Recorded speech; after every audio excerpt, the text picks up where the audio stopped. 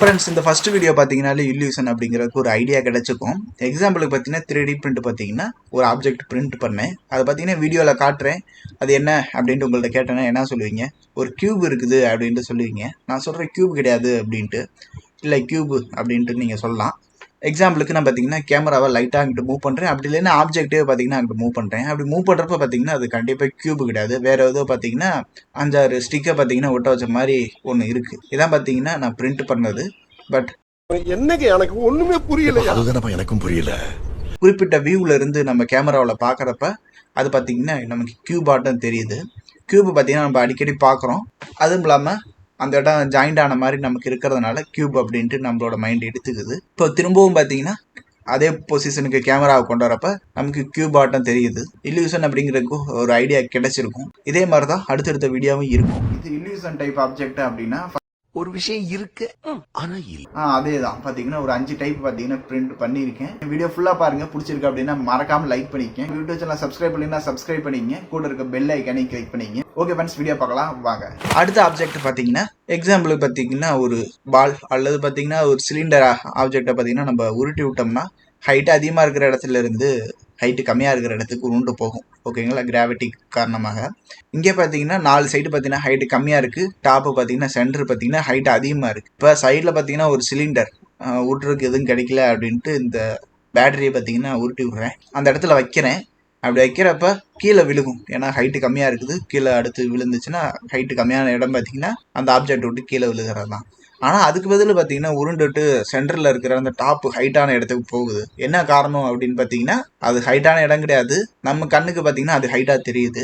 ஏன் ஹைட்டாக தெரியுது அப்படின்னா அந்த ஆப்ஜெக்ட் அதுக்கப்புறம் கேமராவை லைட்டாக மூவ் பண்ணுறப்ப உங்களுக்கு புரியும். அது பார்த்தீங்கன்னா அது ஹைட்டான இடம் கிடையாது. 2 சைடு ரொம்ப லென்த்தாகவும் இன்னொரு சைடு லென்த்து கம்மியாகவும் இருக்குது. லென்த் அதிகமாக இருக்கிறப்ப இது கேமராவை வச்சுக்கிட்டு நான் குறிப்பிட்ட ஆங்கிள் உங்களுக்கு காட்டுறப்ப நம்ம இந்த மாதிரி ஷேப்ஸில் பார்த்தீங்கன்னா அதிகமாக ஆப்ஜெக்ட் பார்த்துருப்போம். அதனால நமக்கு இப்படி தான் இருக்கும் அப்படின்ட்டு நம்ம மைண்டு பார்த்தீங்கன்னா கற்பனை பண்ணிக்குது. ஹைட் அங்கே அதிகமாக இருக்குன்னு நம்ம நினச்சிக்கிறோம். அதான் காரணம். மற்றபடி பார்த்தீங்கன்னா அது கரெக்டாக தான் உருண்டு போகுது. ஓகே, அடுத்து பார்த்தீங்கன்னா நம்ம பார்க்க போகிற ஆப்ஜெக்ட் என்ன அப்படின்னா ஒருத்தவங்க பார்த்தீங்கன்னா கேட்குறாங்க வழி போகிறது இந்த சைடா இந்த சைடா அப்படின்ட்டு கேட்குறாங்க. நான் அந்த ஏரோ மார்க் இருக்குது அதை பார்த்து தெரிஞ்சுக்குங்க அப்படிங்கிற மாதிரி சொல்கிறேன்.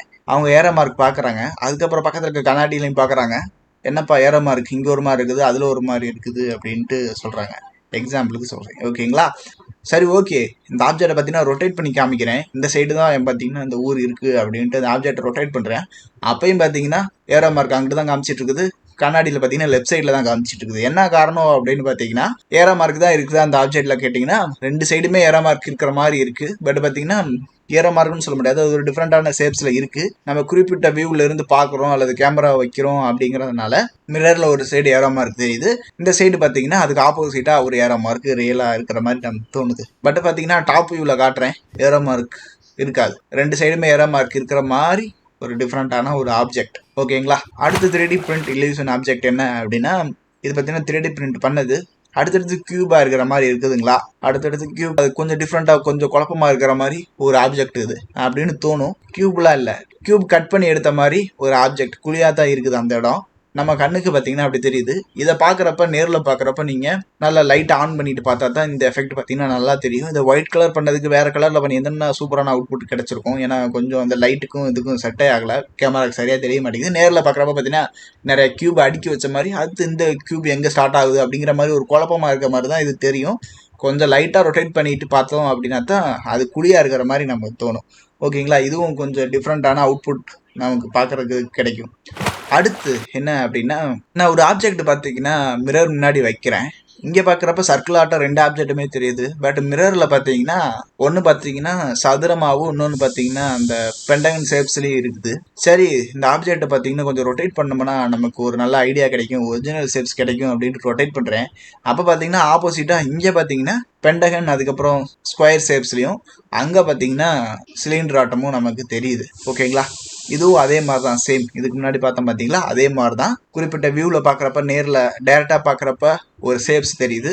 அதே நேரத்தில் மிரரில் பார்க்குறப்ப ஒரு ஷேப்ஸ் தெரியுது. அந்த ஆப்ஜெக்டை கொஞ்சம் நகர்த்திட்டு பார்த்தோம் அப்படின்னா ஆப்போசிட்டாக மாறிக்குது. அடுத்து போனஸாக பார்த்தீங்கன்னா ஒரு ஆப்ஜெக்ட் 3D பிரிண்டில் பண்ணது. இது அடிக்கடி பார்த்துருக்கலாம், ஃப்ளிப் நேம் அப்படின்ட்டு. நல்லா இருக்கும். ஒருத்தங்களுக்கு கிஃப்டா கொடுக்குறோம் அப்படின்னா ரொம்பவே பார்க்காம புதுசா பார்க்கறாங்கன்னா கண்டிப்பா ஆச்சரியப்படுவாங்க. என்ன அப்படின்னா ஒன் சைடு பார்த்தீங்கன்னா ஒரு நேம் தெரியும், இன்னொரு சைடு பார்த்தீங்கன்னா இன்னொரு நேம் தெரியும். மேஜிக் நேம், அதுக்கப்புறம் ஃபிளிப் நேம் அப்படின்னு சொல்லுவாங்க. இது உங்களுக்கு விருப்பப்பட்ட நேம்ல பண்ணணும் அப்படின்னா பண்ணிக்கலாம், கஸ்டமைஸ் பண்ணி ஃபிளிப் நேம் பண்ணிக்கலாம். அப்படி உங்களுக்கு தேவைப்படுது அப்படின்னா my3dgifts.in அப்படிங்கிற வெப்சைட்ல பார்த்தீங்கன்னா உங்க ஆர்டரை பிளேஸ் பண்ணலாம். போட்டோஸ் வச்சு photo moon lamp, happy married life, happy birthday அந்த மாதிரி கீழே பேஸ் டெக்ஸ்ட் வச்சு ஃபிளிப் நேம், இந்த மாதிரி நிறைய 3D பிரிண்ட் கிஃப்ட்ஸ்லாம் இருக்கு. ஒரு டைம் வெப்சைட்டை விசிட் பண்ணி பாருங்க, உங்களுக்கு யூஸ்ஃபுல்லா இருந்துச்சு அப்படின்னா ஆர்டர் பண்ணிக்கங்க. ஓகே ஃப்ரெண்ட்ஸ், இன்னைக்கு வீடியோ பார்த்தீங்களா, உங்களுக்கு கண்டிப்பா நல்லா இருந்திருக்கும்னு நினைக்கிறேன். அப்படி இருந்துச்சு அப்படின்னா கமெண்ட் பண்ணுங்க. வீடியோ பிடிச்சிருக்குன்னா லைக் பண்ணிக்க, மறக்காம நம்ம யூடியூப் சேனலை சப்ஸ்கிரைப் பண்ணிங்க. இது போல வீடியோ உங்களுக்கு காத்துட்டு. ஓகே ஃப்ரெண்ட்ஸ், பாய், தேங்க்யூ. அடுத்த வீடியோல பார்க்கலாம்.